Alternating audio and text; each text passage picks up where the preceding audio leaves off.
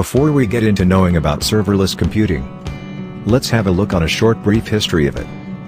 At first, implementation of data server where hardware is the unit of scale and abstracts the physical hosting environment. Next is infrastructure as a service, IaaS, where operating systems is the unit of scale and abstracts the hardware. After that comes platform as a service, PaaS, where applications as the unit of scale and abstracts the OS. Now, almost everything is serverless where functions as the unit of scale and abstracts the language runtime. This also known as cloud, serverless computing lets us build and run applications without thinking about servers. It is a cloud computing execution model in which the cloud provider allocates machine resources on demand, taking care of the servers on behalf of their customers. Serverless computing does not hold resources in volatile memory. Computing is rather done in short bursts with the results persisted to storage. Everything required to run and scale a high-availability application is handled by the cloud service provider. Serverless computing can simplify the process of deploying code into production. Serverless code can be used in conjunction with code deployed in traditional styles, such as microservices or monoliths. Alternatively, applications can be written to be purely serverless and use no provisioned servers at all.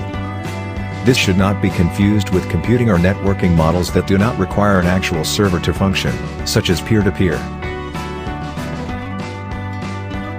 Traditional server uses three-tier architecture which are database layer, application layer, and presentation layer. The database layer is where the database server is. Application layer is where our application code runs. And presentation layer is where the UI is provided to the end user. End users can interact with our application or our website in a variety of ways. They can use their web browser, or a mobile smartphone, or even an IoT device depending on how they have designed the application. We must manage the server, manage the operating systems, take care of the hardware upgrades, software updates, and so on. We also must make sure that our application is highly available and fault tolerant. We also might need to have load balancers in our applications, and all this comes with added resources, added infrastructure, and added costs. Serverless computing architecture changes this paradigm altogether. All the steps from traditional architecture, apart from writing our application code, no longer needed with serverless applications. Serverless applications allow us to focus on our application logic without having to worry about any servers. It uses microservices in application layer. With serverless computing, there are no server to maintain or to take care of. No software to manage and also no hardware to upgrade. The application's built in high availability and fault tolerance. This simply means faster time to market. We can really focus our energies on our core application logic and build our applications with high availability virtually at any scale, without having to worry about any servers or operating systems. Benefits of serverless computing. No servers or operating systems used. We do not have to manage any servers or even install any operating systems or supporting. Auto-scaling. Serverless applications can be scaled automatically or at the most with a few clicks to choose our desired capacity. There is no need to create any specialized scalable architecture or designs. There are user benefits. Well, for starters, when businesses are relying on the competitive edge to ship new, exciting features quicker than before, it means that customers can get access to new features earlier than before. Serverless cloud computing makes it easier for users to offer their personal storage backend, such as Google Drive and Dropbox. It is more than possible that such apps provide client-side caching for a smoother, reduced cost through economy of scale.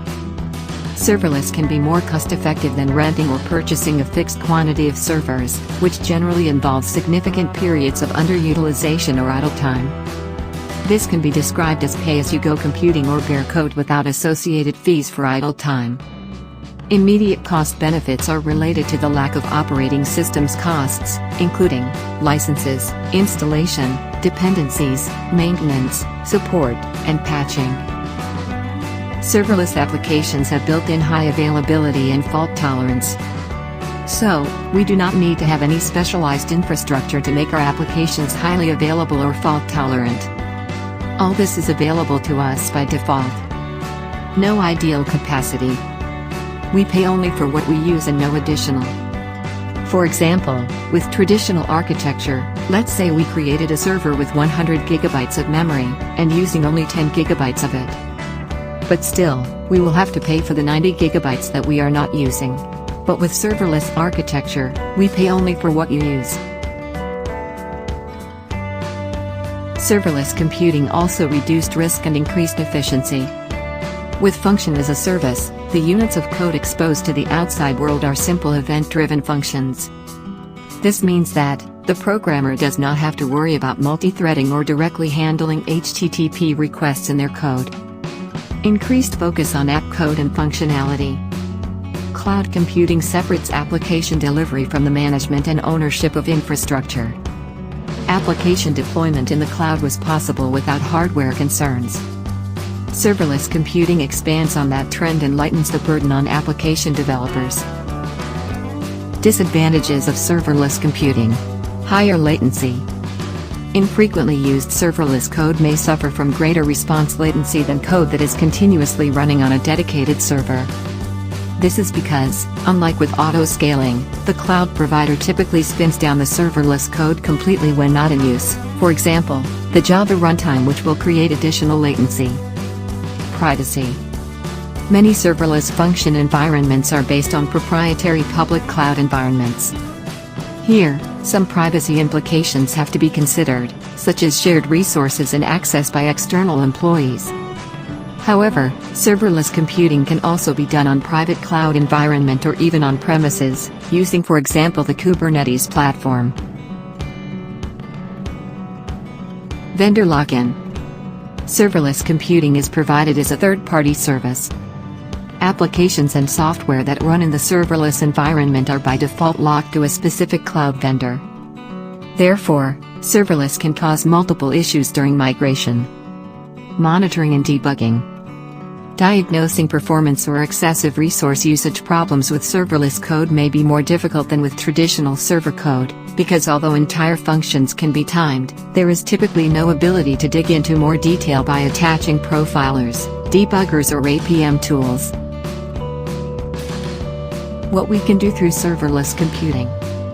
Static websites such as Amazon S3. A website supports hosting a website at the root domain without any server. For example, if you have the root domain and we host our website on Amazon S3, our website visitors can access the site from their browser. E-commerce platforms. The flexibility, independent scalability, event-driven nature and strong encapsulation makes it a perfect choice for building an e-commerce application. But successful implementation will require a minimum level of expertise and maturity in terms of function observability, monitoring and automation. Chatbots. The serverless tool seems to be a mature instrument for developing chatbots. The scalability of serverless computing automatically adds or removes power, and we pay for messages processed from the messages where our chatbot lives. There is no need to pay for downtime. In addition, serverless architecture provides seamless integration with other cloud offerings from the same vendor. IoT services. Serverless computing is an efficient software architecture to build applications on the cloud without having to deal with on-premise servers, virtual servers, or containers. Serverless is very fast, more cost-effective, and less prone to failure compared to its predecessors. Big data applications. With serverless computing, we can perform real-time stream processing of multiple data types without needs to spin up servers or install software, allowing us to deploy big data applications quickly and easily. Event-driven systems. When building event-driven architectures, looking for simple queuing and message buffering or a more intricate event-based choreography pattern, it's valuable to learn about the mechanisms to enable asynchronous messaging and integration. Serverless computing providers. Some examples of the things that can be built with serverless computing technology is Amazon, which enters this new evolution with AWS Lambda, a service computing platform that adopts an event-driven approach. What we need to create serverless apps and how to take advantage of deeper performance and cost optimization strategies with the AWS Lambda runtime. Google Cloud Functions is another provider for services which has a different approach, but the model is pretty much the same. Google Firebase is a well-known platform that we can use in this context not only for mobile but also for SBAs. Microsoft followed suit with Azure Functions.